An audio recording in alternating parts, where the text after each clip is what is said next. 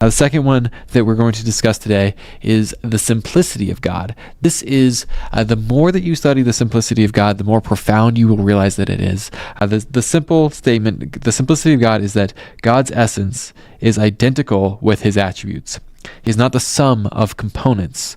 Or to say this another way is that all of God's attributes, God is fully. So God is love. God is also justice.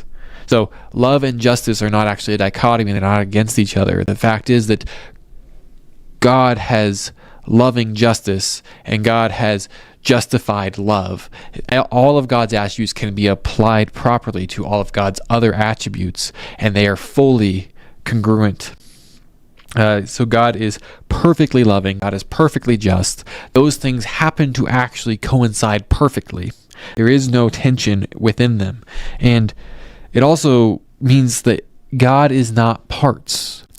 So the idea that God can be broken up into smaller components is not valid. It's not true. The way you and I can be broken up into smaller components. I'm made of parts. I have an eyeball. I have a nose. I have a finger. These are all separate parts. And this is the tension people always get. Prior to the incarnation, God is 3 in person, 1 in spirit. That's a timeless truth.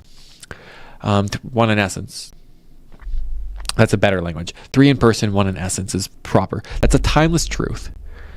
God is 3 in person, 1 in essence, and God is a definitionally simple being that cannot be divided into parts.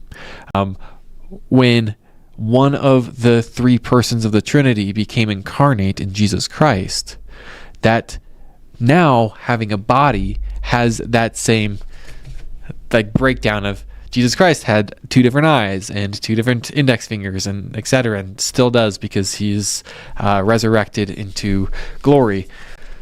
That doesn't change the essence or the nature of God himself. So how do we know that God is simple? The simplicity of God. God is not made of parts. So what God is, he is infinitely and immutably. God is all that God is simultaneously.